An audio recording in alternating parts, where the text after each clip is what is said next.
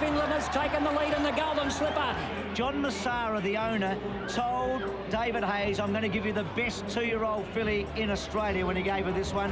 And boy, is she the best 2-year-old in Australia. Matt, Miss Finland, we talk about her as the Queen of Arrowfield. I mean, there are very few race fillies who can win a Golden Slipper, 7 months later come out, win a VRC Oaks, and then of course go on and beat the boys as a 3-year-old in the Australian Guineas.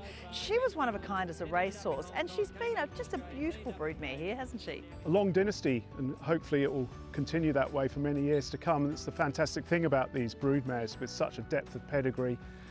They don't always go on to succeed at stud, but you know, there are those that do, and she's certainly amongst those illustrious few, such as Urban Sea and those great mares that just continue to produce and keep giving. Very strong fillies family, of course, but she has had some good colts. I think she's herself produced 5 group stakes horses, and of course probably the most important one, they're all important, but Stay With Me, that has won a group one herself, and through her daughters hopefully that Miss Finland line will continue. As you say, I mean, not all the mares get the chance.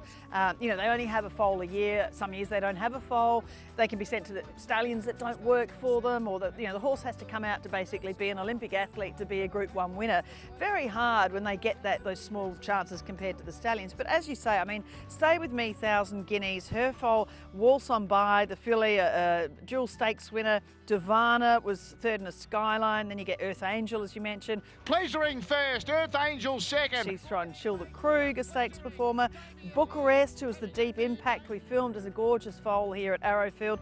You know, you forget he was 3rd in a Spring Champion in a Group 1 and a Gloaming, 4th in a Rough Habit. Miracle of Love, 2-year-old winner, but 2nd in a JJ Atkins. I mean, that is a successful broodmare by anyone's stretch. We've read out a fraction of a page. It literally Yes. is the length of your arm. I think these female families, which every stud tries to get hold of, but if you get the right one and it works out well for you, and fortuitously it has for Arrowfield, you can really build a bit of a dynasty on them. They can do it for you, of course, and everyone's looking for these special sort of mares. But if you look further back in Miss Finland's pedigree to Moonshell, an Oaks winner, and Moon Cactus, and great fillies family, owned and developed by the late Al Maktoum, which is probably how Miss Finland came to be bred, through the relationship that Arrowfield had with the Maktoum family when they were dipping their toe in Australian waters, as it were. But it's just a great depth of family, and it can just keep providing, which is just fantastic.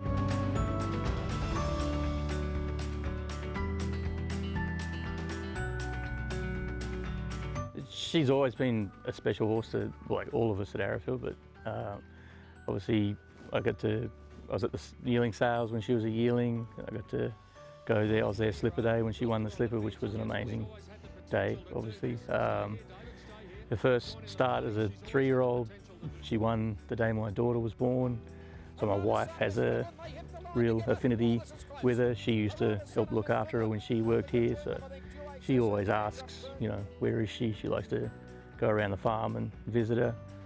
And, I've got to take her, sons and daughters to the sales as well. And she's always been a lovely, kind, beautiful mare to help look after her. Obviously, I don't look after her on a day-to-day basis. The girls out there do an amazing job of doing that, but everything you've always had to do with her. She's just, a really nice mare, and what she's done at stud, obviously throwing a Group 1 winner, which was amazing as well. It's been a privilege to be a part of, her life. And she does have something special, doesn't she? I mean, she is the leader of the herd, isn't she, really? Yeah, she always has been, even from when she was born. Sam said the moment, he looked at her, she was, a special horse. So yeah, she's always been, top of the tree. Looking at her now as a retired broodmare, when they finished their life as broodmares, they can go on and be nannies or whatever, but what's her day-to-day routine now for Miss Finland? She's always been the matriarch since I've been here.